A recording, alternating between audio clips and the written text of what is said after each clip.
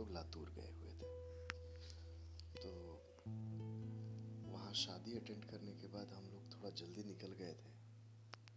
तो रास्ते में हमने सोचा कि एक फोर्ट है जो कि लातूर से लगभग 30-40 किलोमीटर की दूरी पर है।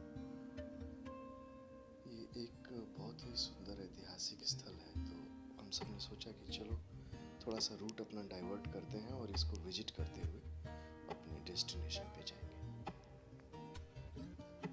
तो हम लोग थोड़ा सा जल्दी फ्रेंड की शादी अटेंड करने के बाद फटाफट निकल गए थे और टाइम से हम लोग पहुंच गए फोर्ट पर। ऐतिहासिक कहानियों में राजा नल और दमयंती की बहुत सारी बातें बचपन में हमने सुनी होगी।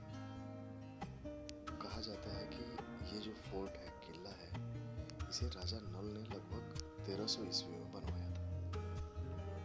राजा नल के बाद इस फोर्ट पर लगभग बहुत सारे राजाओं का, शासकों का शासन रहा और धीरे धीरे समय परिवर्तन के साथ आज ये किला जो है महाराष्ट्र सरकार के अंदर है और इसे मेंटेन करने के लिए किसी प्राइवेट कंपनी को कॉन्ट्रैक्ट दिया गया है। बहुत सारा हिस्सा इसका छत विछत हो चुका है। हम लोग आने के बाद इस किले को पूरा हम लोगों ने घूमा। लगभग ये 108-10 एकड़ के करीब क्षेत्र में फैला हुआ है, जो कि अपने आप में बहुत बड़ा एरिया होता है। इस किले को पूरा पैदल घूमना थोड़ा सा मुश्किल था। यहाँ पे जो इलेक्ट्रिक कार्ट्स होती हैं वो गाड़ियाँ यहाँ पे चलती हैं।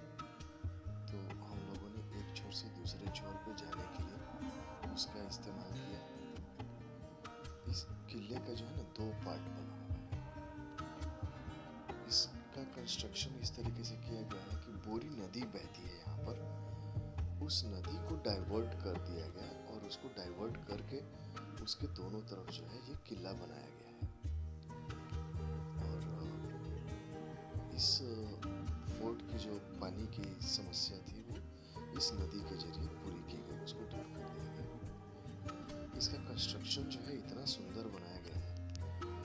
नदी के ऊपर एक डैम बना है जो अपने आप में 3 मंजिला डैम है। हम लोग अंदर भी जाने की कोशिश कर रहे थे बट पहले जाने का रास्ता था, लेकिन अब जो है उस पर ताला लगा दिया गया है। हो सकता है कुछ अप्रिय घटनाएं घटी हों जिसके कारण अब जाना संभव नहीं है। तो वहाँ पर जो गाइड वगैरह थे उन लोगों ने हमें बताया कि वो डैम जो है वो 3 मंजिला है और वो एक स्नानागार की तरह यूज किया जाता था, मतलब नहाने के लिए। उस पर 2 झरने बने, मतलब जब बरसात में डैम भर जाता है तो भरने के बाद से उसमें पानी बहती है और 2 तरीके से पानी वहां से बहता है। एक को फीमेल और एक को मेल, ऐसे नर या मादा झरना कहा जाता है। जो मादा झरना है उसमें से ग्रीन कलर का पानी निकलता है और जो नर झरना है उसमें वाइट पानी निकलता है। उसका रीजन ये है कि थोड़ा कंस्ट्रक्शन इस तरीके से किया गया है कि शैवाल मिश्रित पानी उसमें से फ्लो होता है, इसलिए जो मादा झरना है उस पर पानी ग्रीन निकलता है।